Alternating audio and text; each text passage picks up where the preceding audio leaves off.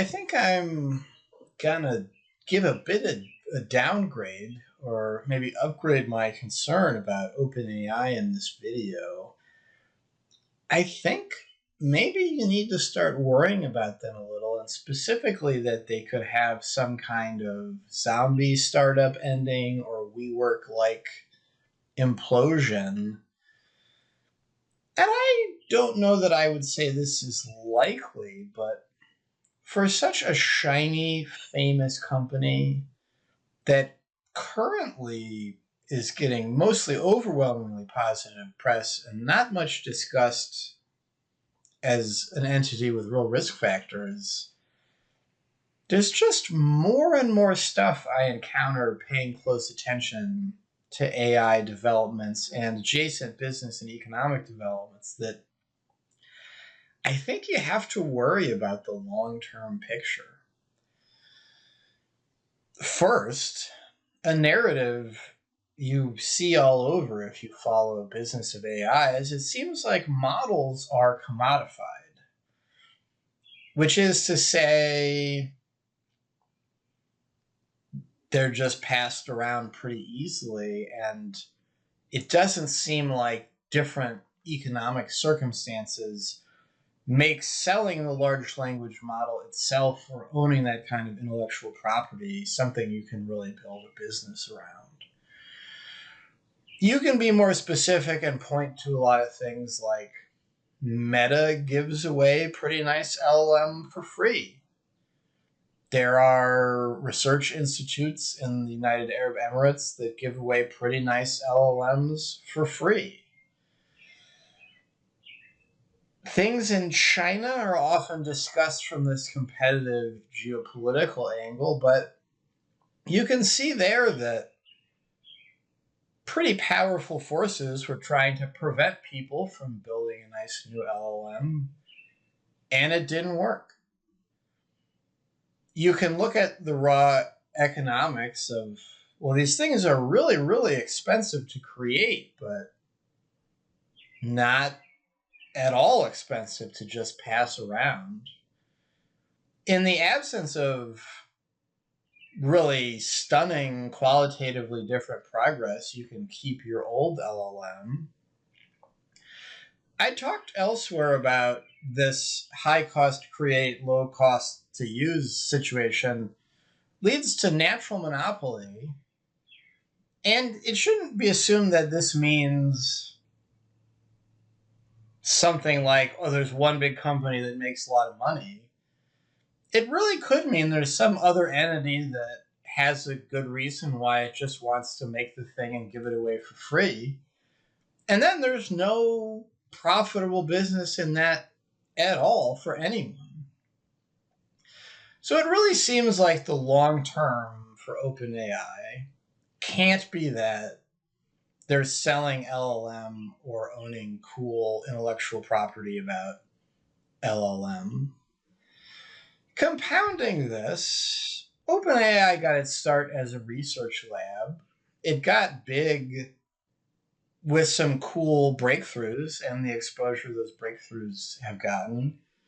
It seems like progress has slowed down a little. People are less excited about the newer models. It seems harder to articulate why things are that different and matter that much. There's more other people coming out with similar stuff now. And also, they've lost a lot of their more high-profile, hardcore technical research personnel. And just all these things together, it doesn't seem like OpenAI is going to survive long-term by selling LLM in some form or having cooler LLMs than other people in some form. That just doesn't seem sustainable right now. You can then move on to OpenAI. Seems like they're trying everything. They're flirting with search. They were flirting with doing a social network. This looks a little bit like weird desperation to me, honestly. And there's already search engines out there. There's already social media out there. One could be optimistic and say, well, OpenAI's expertise with AI will allow them to put some twist on this niche and do something new and different. But then this conflicts with the commodification of LLM angle, and that wouldn't it be easier for Google to just tack on an AI system to their search? And it doesn't seem like there's going to be any problem for Google getting access to that kind of technology one way or another. Meta is approximately the leader in giving away really nice open source LLM for free. So there's no reason why they can't tack on AI features to their social media products. And I really think the only advantage you can give OpenAI here is maybe just being a little bit younger and smaller and more agile. But then there's disadvantages to that too, and they don't really look that young and agile anymore.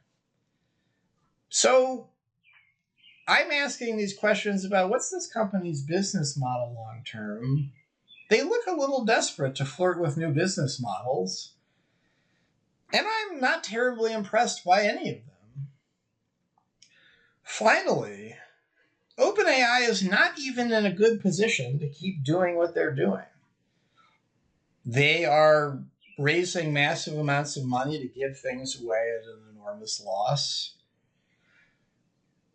They're sort of in danger of vacuuming up all the venture capital money in the entire world. And you hear a lot of conversation about a potential initial public offering.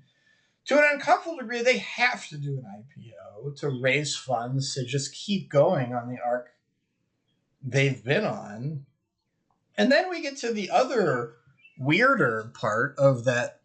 They are historically a research laboratory. They're actually a not-for-profit and are not currently able to IPO in their current form. They would have to reincorporate, and that is really uncertain legal territory, which is bad because if you get sued, the lawsuit could take a long time. And in that time, the world could pass you by and you could run out of money. As if all of that's not enough, well, if you ask the question, well, who's going to sue? Elon Musk is probably going to sue. And I don't know if he would win. I am not sure. I haven't heard clear takes from others on if he would win. And I think that the real problem is nobody has a great idea, it seems, what would happen. And all Elon Musk lawsuit has to do is just take a long time in such a way that OpenAI doesn't get to reincorporate until the lawsuit is over. And it does look like there's some real leverage there that could happen.